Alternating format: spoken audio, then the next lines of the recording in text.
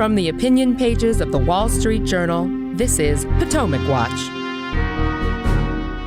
The Supreme Court kicks off its new term with a big case on the constitutionality of the Consumer Financial Protection Bureau, as well as an argument about so-called tester lawsuits under the Americans with Disabilities Act. Welcome, I'm Kyle Peterson with the Wall Street Journal. We are joined today by my colleagues, columnists Alicia Finley and Kim Strassel. Welcome to you both. The case being heard in oral argument on Tuesday was Consumer Financial Protection Bureau v. Community Financial Services Association of America. That is a mouthful, but the basic argument is whether the funding scheme set up by the CFPB violates the Appropriations Clause of the U.S. Constitution, Article 1, which says, "No money shall be drawn from the Treasury, but in consequence of appropriations made by law."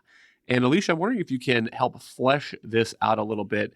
Give us a sense of what the stakes are, the background of this case, and what the arguments made by each side seem to be. So recall back in 2010, Democrats passed the Dodd-Frank Act, which set up the CFPB. And really the godmother of this law, or this CFPB, was Elizabeth Warren. And she essentially designed it to be insulated from a political accountability. So all the unique structures, and first and foremost, this was the director who initially, as the Bureau was at least designed, could only be removed by the president for cause, meaning essentially malfeasance or neglect of duty, rather than at will. The Supreme Court, recall, in 2020, actually struck that provision under the separation of powers because it limited the president's ability to essentially control his own officers. Now the Supreme Court is hearing a constitutional challenge to another provision of the CFPB, and this is also unique and really has no direct precedent in history. And this provides that the CFPB can get its funding. The law says request, but essentially the CFPB can go to the Federal Reserve, ask for about $750 million. Now, this amount has been indexed for inflation going back to when the law was passed. And the Fed is required to transfer as much as the CFPB director requests, as long as the director claims is reasonably necessary. So this gives all kinds of discretion to the CFPB director to essentially write his own budget. And there is no oversight of the CFPB budget, unlike there is for other agencies. You know, the OMB doesn't review it, and Congress has no say. And the payday lenders, in this case, they were challenging a rulemaking this goes back many years, 5 or 6 years. And they argued that this provision violates the Appropriations Clause of the Constitution. And that the Appropriations Clause basically says that no money shall be drawn from the Treasury, but in consequence of appropriations made by the law. Essentially, that is the Congress's power of the purse. And so this payday lenders argue that the provision that allows it to essentially get its funding directly from the Fed without any kind of checks on its power violates the Appropriations Clause and the Congress's power of the purse. What I think is kind of interesting is if you go back into 2020, when the Supreme Court was hearing the earlier challenge to the for-cause removal limitation on the director, recall that Justices Gorsuch and Thomas actually penned a concurrence and dissent in part, and they actually thought the entire CFPB should be struck down because they couldn't really say that it was the only for-cause removal provision that was unconstitutional, because the entire structure of the CFPB in itself was designed as to be completely insulated from political branches and political accountability. And so it really isn't just one single provision. The entire Bureau has sweeping powers and right now has no accountability from Congress. Congress can't say, we don't think you should be doing this, so we're going to reduce your funding. It can't do that in this case. And so that's essentially what this argument is about. And Kim, the justices are often in these kinds of cases probing for limiting principles. And we have a clip here of Justice Neil Gorsuch during argument. Listen to this. How about on the lower end of the scale? What if the president decided 0 was the appropriate sum? I'm not going to take any money. I don't like the CFPB. I don't think it's reasonably necessary to take another dollar. Could the president do that? So I think that would violate the statute as well. At that point, No, I'm talking about CFPB. the appropriations clause. So I think that, Congress itself has specified the purpose. And so I think that if the president or the CFPB director didn't comply with the statute, that would be a violation. And I would expect Congress to step in and change the funding mechanism. But all of these theoretical possibilities exist with respect to countless other appropriations.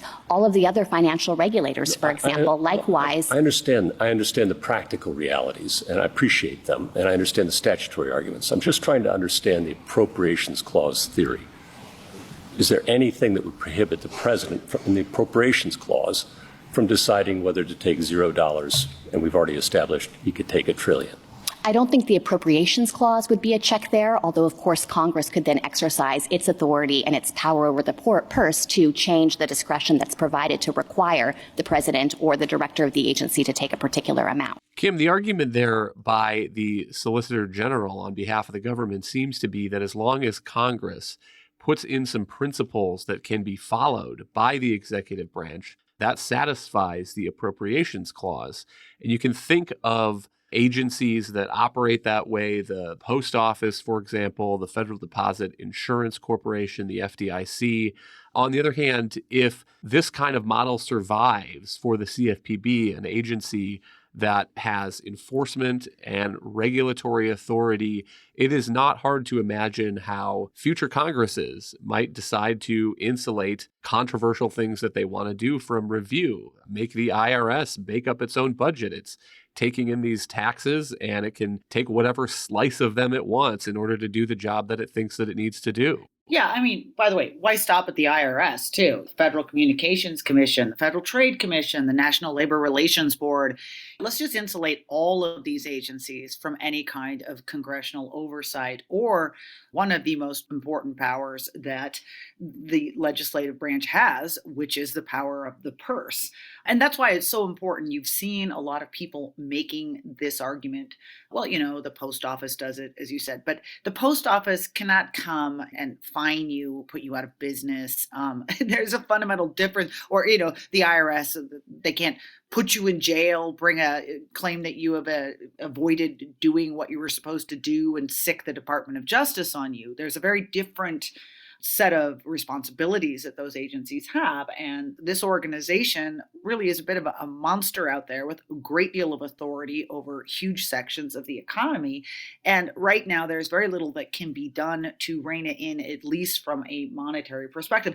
Notably, by the way, Neil Gorsuch also talked about the upward limiting principle, whether there was one. He asked, why can't you just take $1 trillion? Maybe the president says he needs $1 trillion for this agency. Why not do that? And she said, well, it says it has to be reasonably necessary. But as you noted, Kyle, I mean, Congress can put in these little words, but everybody's definition of what's reasonable is different.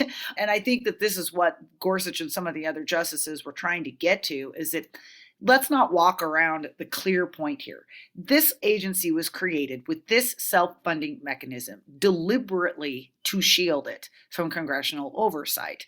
We can't pretend otherwise. And that's why you saw the Solicitor General struggling to a certain degree to try to explain those limiting principles. It can be hazardous to try to predict, to do fortune telling based on what the Supreme Court says during oral arguments, the questions, the comments that the justices are making, in part because what they try to do is probe the arguments of both sides.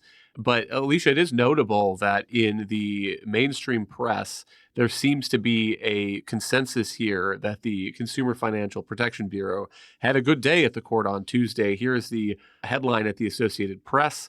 The Supreme Court seems likely to side with the Consumer Financial Protection Bureau. And I wonder if your read of the oral argument was similar to that. I think there was a lot of probing on the issue of historical precedent for the agency, and the Solicitor General repeatedly fell back to the argument, well, there were agencies that relied on fees, such as the Customs Service and the National Mint, and then there are other agencies currently that rely almost exclusively on fees, like the FDIC and the OC, or the Office of the Comptroller and the Currency. So there are actual other federal agencies that don't rely on congressional appropriations. And so if you strike down the CFPB's funding mechanism, will those federal agencies also be in legal jeopardy? And I think that that's the question that the Solicitor General tried to keep at the forefront of the justices' minds. And I think this is going back to what Kim mentioned. I think this is partly a fallacious argument. For one, none of these agencies have anywhere close to the amount of power over the entire economy as the CFPB does. I mean, CFPB wields executive, legislative, regulatory, adjudicative powers.